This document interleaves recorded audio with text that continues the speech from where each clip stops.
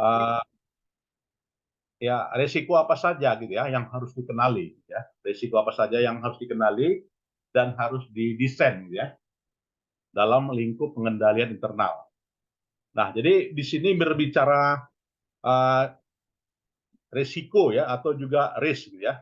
Nah, ini resiko itu selalu ada gitu ya. Artinya untuk mencapai tujuan gitu ya, dibutuhkan input ya atau juga proses atau juga kegiatan gitu ya. Nah, di sini uh, terkandung ya yang namanya risk ya, resiko gitu ya.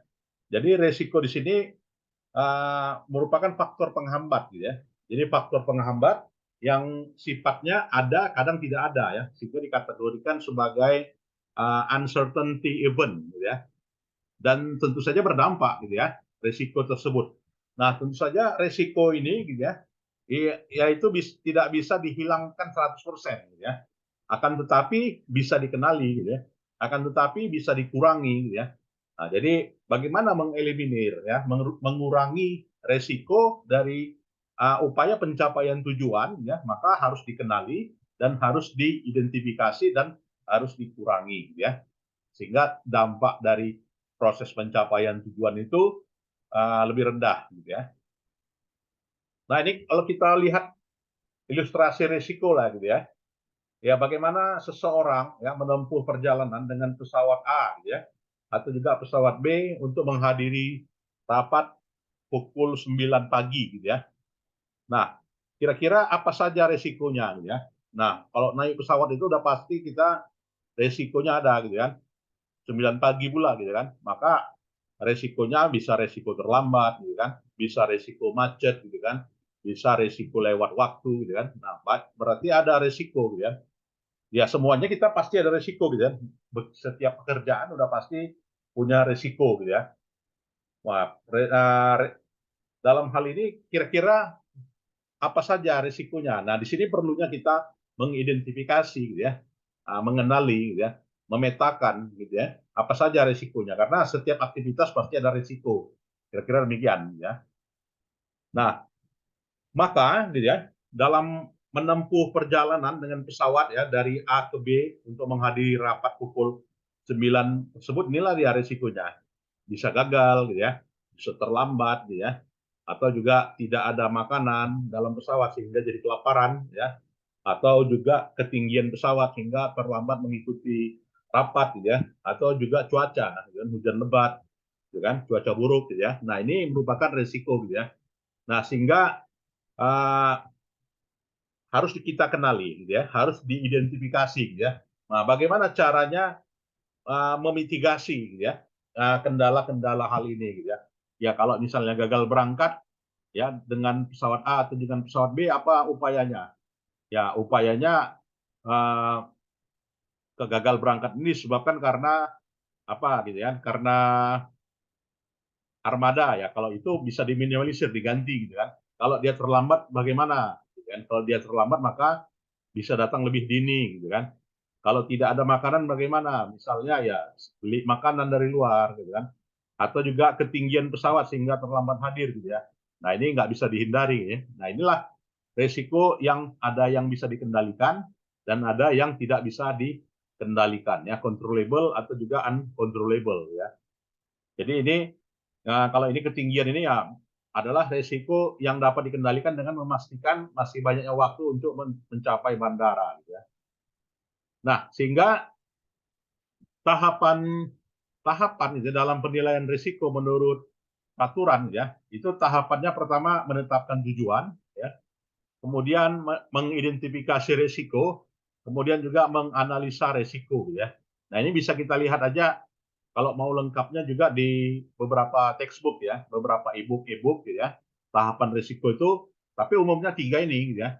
Artinya tahapan penilaian risiko meliputi penetapan tujuan ya, mengidentifikasi dan menganalisa gitu ya. Jadi tahapan penetapan tujuan di sini meliputi ya pada saat penetapan saat operasi, pada saat laporan ya, pada saat penilaian compliance ya, dan juga pada saat perlindungan aset ya atau aset safeguarding ya. Nah, untuk mengidentifikasi risiko itu ya harus diketahui setiap entitas itu pasti ada risikonya, risiko bawaan ya, atau disebut dengan risk owner. Ya, risiko bawaan dari setiap unit itu pasti ada. Dan apa saja aktivitasnya. Nah, ini harus diidentifikasi. Ya, risiko bawaannya dikenali, aktivitasnya dikenali ya. Kemudian sumbernya dikenali, baik sumber internal ya maupun juga sumber eksternal ya. Atau juga bentuknya, bentuk-bentuk kerugiannya gitu ya. Nah, sehingga nantinya upaya identifikasi risiko itu semuanya masuk ya, yang ada masuk di dalam namanya risk register gitu ya. Jadi ada kartu-kartu risiko untuk mengenalinya ya. Nah, sehingga untuk menganalisanya seberapa besar dampaknya ya, maka di sini harus ada penilaian namanya tingkat keyakinan atas suatu risiko, kemudian dampaknya dan juga tingkatannya ya. Jadi tiga hal ini merupakan tahapan yang namanya analisa risiko ya. Nah, jadi ruang lingkup identifikasi risiko di sini ya itu secara lingkupnya secara instansi gitu ya. Kemudian pemiliknya dan juga luasnya gitu ya. Jadi di sini instansi itu meliputi level strategiknya, level kegiatannya ya. Kemudian unitnya dan juga eselonnya gitu ya. Nah, sumber risiko kalau dikenali gitu ya, baik itu dari eksternal maupun juga internal gitu ya. Ya, risiko itu bisa berupa dari undang-undang, ya, aturan, ya. Jadi kalau ada peraturan baru pasti ada risiko, ya. Teknologi, gitu kan, pasti ada risiko. Teknologi baru menyebabkan risiko, bisa, gitu ya. Ya, ini atau juga adanya teknologi menimbulkan beberapa peluang, gitu ya. Bisa juga, gitu kan. Bencana alam, gitu ya. Atau juga gangguan keamanan. Nah, ini yang namanya risiko eksternal, gitu ya. Nah, sedangkan risiko internal, ya, meliputi ya keterbatasan dana itu risiko ya, atau sumber daya manusia yang tidak kompeten itu juga risiko, atau juga peralatan yang tidak memadai juga risiko ya, atau kebijakan dan prosedur yang tidak jelas juga risiko ya, atau suasana kerja yang tidak kondusif juga risiko. Nah, ini secara internal ya. Jadi nanti permasalahannya adalah bagaimana sumber risiko ini bisa diminimalisir ya, bagaimana bisa dikenali, bagaimana bisa diidentifikasi dalam yang namanya risk register tadi ya.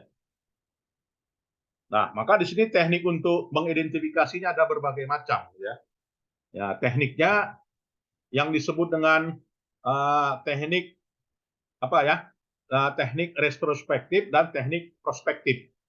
Nah, teknik retrospektif adalah insiden sebelumnya, ya prospektif ada di masa yang akan datang, prediktif ya. Jadi di sini untuk mengenali resikonya dengan cara pertama adalah brainstorming. Nah, jadi di sini bagaimana teknik mengidentifikasi resiko ya pencucian otak ya. Jadi brainstorming ya sering-sering di bintek, ya kan sering-sering di training, sering-sering di kasih ceramah gitu kan. Itu upaya brainstorming gitu ya. Nah, kemudian teknik identifikasi risiko lainnya dengan FGD. Jadi mengumpulkan unit-unit, kepala unit, ya kepala departemen ya melalui FGD sehingga dapat dikenali ya, sehingga dapat diidentifikasi. Ya, kemudian juga wawancara. Ya, wawancara ya dengan menanyai. Kemudian juga dengan observasi. Ya, dengan pengamatan ya. Kemudian juga melihat dokumennya. Ya, kemudian juga menanyakannya dengan kuesioner ya.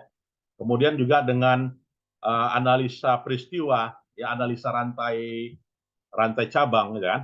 Nah, jadi analisa rantai cabang atau juga analisa SWOT, nah, itu ya, atau juga analisa lainnya. Nah, kira-kira teknik apa lagi yang bisa kita gunakan lah ya untuk mengidentifikasi risiko ini?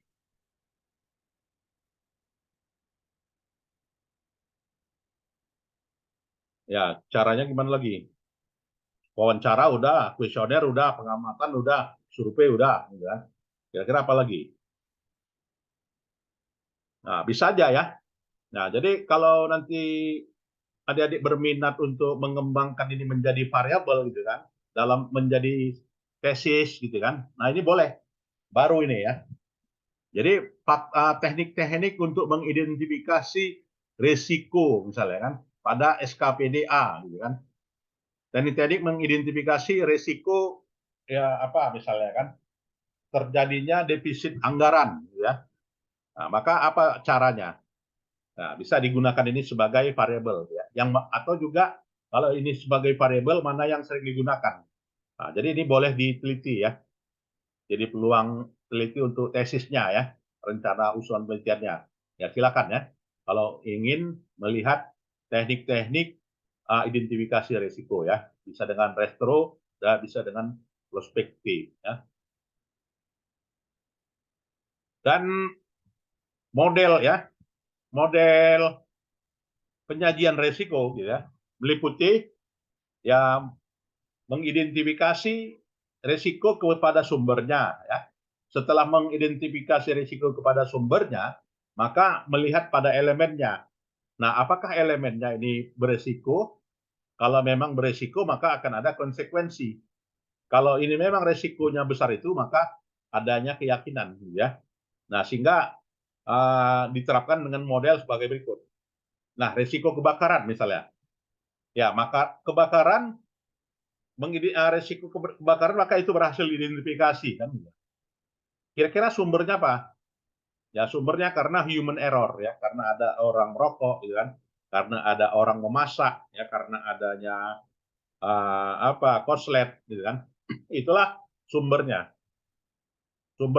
Sumber resiko kebakaran apa? Korsleting. Sumber resiko kebakaran apa? Bisa juga cuaca gitu kan. Cuaca bisa juga. Nah, sehingga elemen resikonya apa? Gedung gitu kan. Rusak gedungnya, habis rata.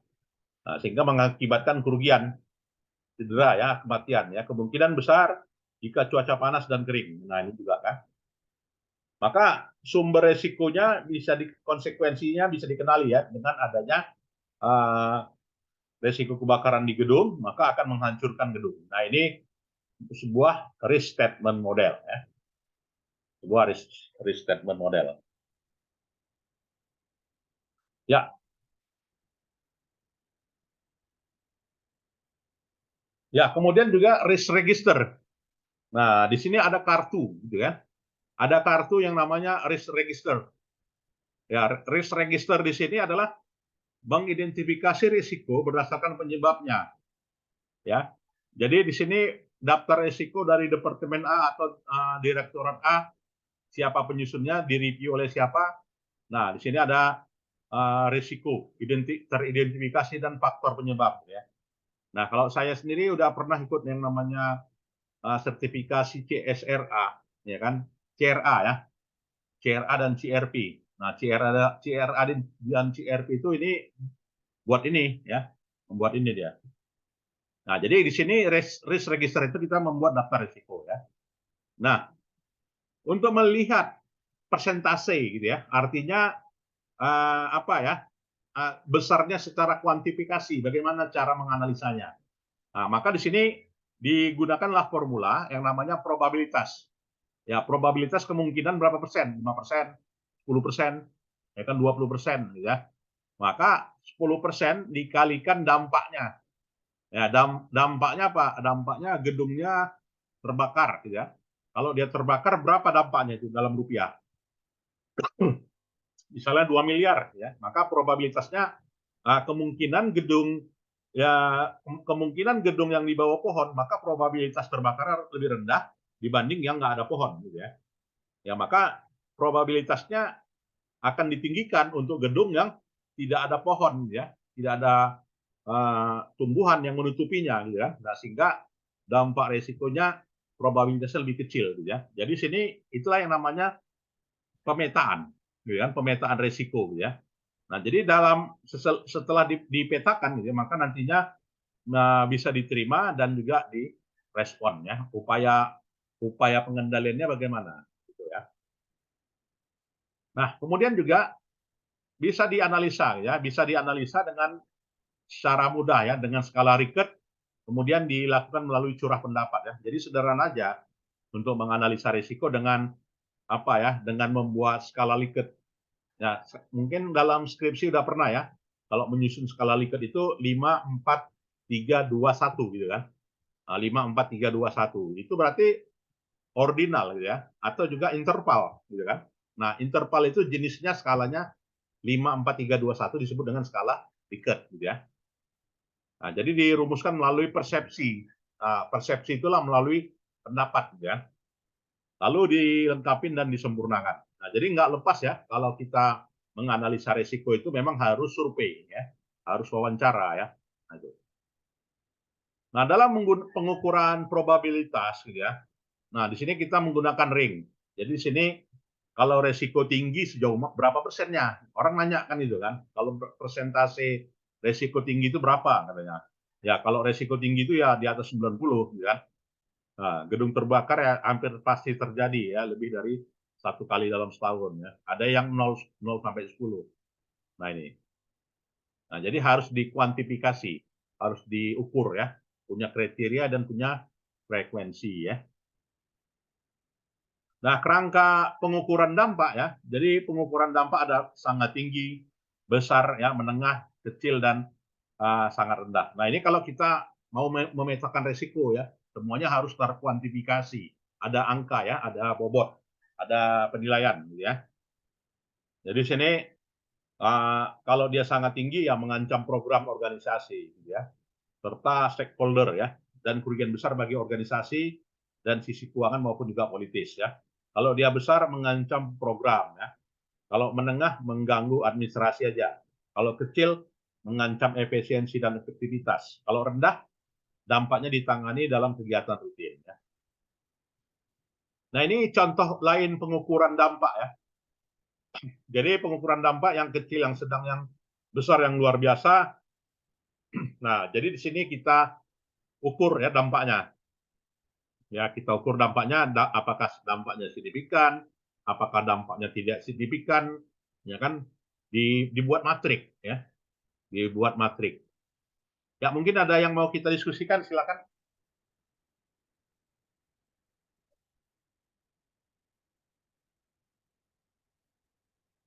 Pak, izin ingin bertanya, Pak. Ya. Pak, bagaimana kalau risikonya itu terjadi di luar kendali kita? Pengukurannya bagaimana ya, Pak? Ya, kalau dia di luar kendali, berarti bobotnya tambah tambah tambah tambah rendah atau tambah tinggi? Tambah tinggi gitu kan? Tambah Artinya di tinggi. luar kendali nggak bisa diprediksi. Ya, kalau dia nggak bisa diprediksi, maka bobotnya makin besar, gitu kan? Ya, berarti kita petakan dia besar. Nah, itu. Baik, terima kasih, Pak.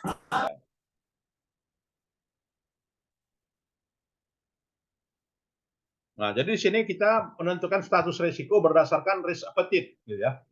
Jadi risk appetite itu dampaknya kita buat warna gini ya, status risiko yang menengah itu mana ya. Jadi dalam bentuk matriks. Ya, probabilitas dengan yang vertikal ya, dampak yang horizontal. Nah, ini ya. Jadi direktur manajemen risiko. Nah, ini udah pasti dia buat seperti ini. Udah ada kan posisi ini di perusahaan kan.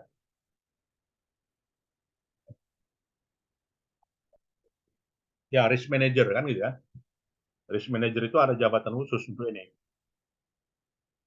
Ya. Dan formulir penentuan status risiko ya dibuat dalam bentuk wajib formulir seperti ini. Jadi ada formulir status risiko. Di review disusun ya. Ya, kemudian 4T respon risk ya. Jadi sini untuk merespon adanya risiko dengan cara terminate, ya transfer, kemudian ancaman threat dan juga toleransi. Jadi dengan terminate di sini ya dengan cara melakukan yang berbeda ya dan juga menghapus. Transfer itu memindahkan ya. Yang memindahkan risiko itu dengan cara apa? Kalau kita takut misalnya kendaraan itu rusak ya maka atau hilang ya maka bagaimana cara memindahkan risikonya? Asuransi gitu kan. Ikut asuransi maka yang nanggung risikonya perusahaan asuransi. Ya kan? Nah, maka itu transfer risk. Ya, kalau dia trade risk, ya trade risk itu dengan tindakan pengendalian. Ya, bagaimana mengurangi dampak. Ya, kalau kita kendaraan bagaimana supaya nggak hilang? Apa caranya? Kalau nggak mau ikut asuransi, nggak mau ikut apa gitu ya, kontrak arrangement dengan pihak lain, maka kita lakukan pengendalian apa? CCTV misalnya kan, atau misalnya parkirnya jangan jauh-jauh, ya kan? Atau parkirnya cari yang resmi, gitu kan? Itu namanya trade. Nah, ya. Dan resiko yang dapat diterima, ya, yaitu level resiko yang sudah dipetakan sebagai berikut. Ada level 14, level 59, level 10-14, level 15-19, level 20-25 ya. Jadi sini semakin rendah risiko maka ditanggung oleh eselon yang lebih rendah atau pangkat yang lebih rendah ya. Jadi risiko tertinggi pimpinan memang. Ya kan, pimpinan. Kenapa? Dia di level risikonya level risiko yang tinggi. Nah, ini ya. Dan mengapa perlu pengendalian? Nah, sehingga ya perlunya pengendalian ya karena ini gitu ya. Ya supaya ya kegiatan itu bisa dikendalikan ya sehingga tercapailah tujuan. Ya. Jadi tindakan yang diperlukan untuk mengatasi risiko serta memastikan bahwa tindakan mengatasi risiko telah dilakukan secara efektif. Oke. Ya, kemudian juga karakteristik kegiatan pengendalian ya. Jadi difokuskan pada prosedur yang tertulis ya, prosedur yang tertulis dan dievaluasi ya secara teratur ya. Dan dilaksanakan sesuai pedoman ya. Kemudian parameter kegiatan pengendalian yang diterapkan ya. Jadi yang kebijakan prosedur pengendalian yang dibuat secara tertulis tadi maka akan dapat ditentukan ya apakah terjadi penyimpangan atau tidak. Maka kegiatan pengendaliannya di sini meliputi ya itulah pengendalian sebelum terjadi yang namanya pengendalian preventif ya. Pengendalian setelah terjadi gimana?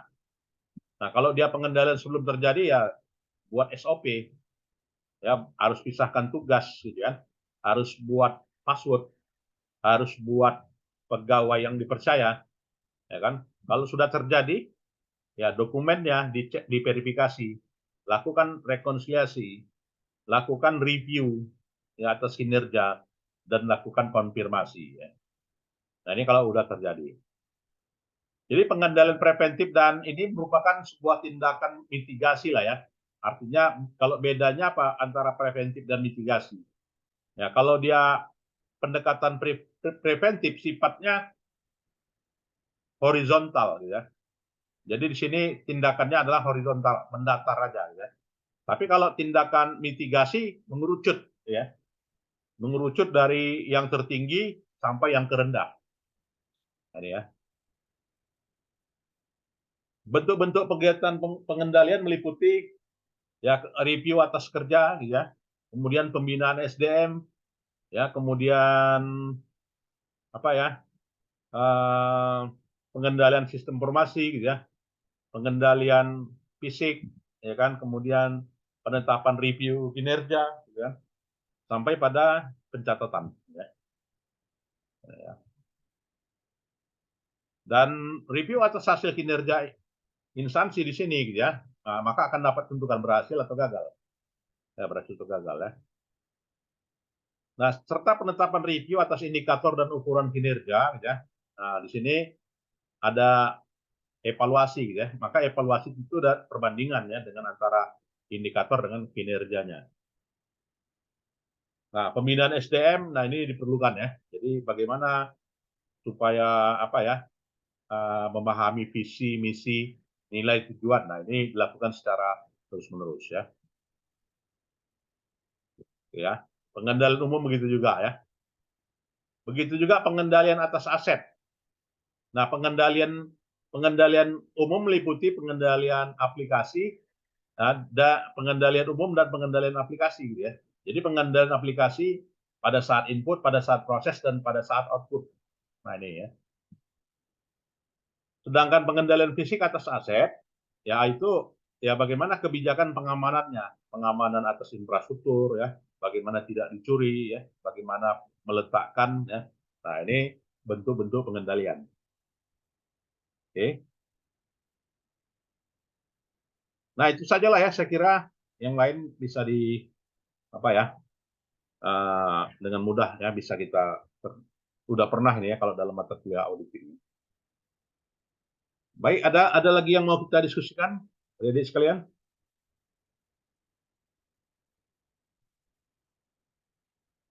Ya, baik. Kalau tidak ada, nanti video perkuliahannya saya bagikan ya. Dan nanti mohon di apa ya, di subscribe. Ya, saya kira itu sajalah ya perkuliahan kita di sore hari ini, dan kita lanjutkan minggu depan ya. Dan nanti saya apa ya, untuk tugas UASnya nanti dalam bentuk paper ya.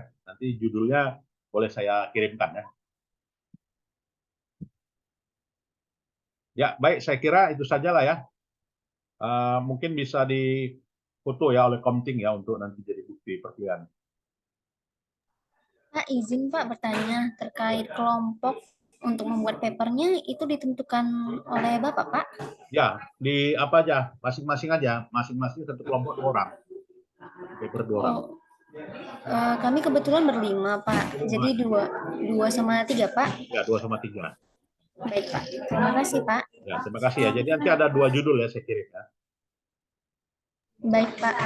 Ya, baik. Itu saja saya kira. Selamat sore. Assalamualaikum warahmatullahi wabarakatuh. Waalaikumsalam. Ya, boleh meninggalkan ruangan ya. Terima kasih. Mohon maaf lahir batin, Pak. Ya, sama-sama lahir batin.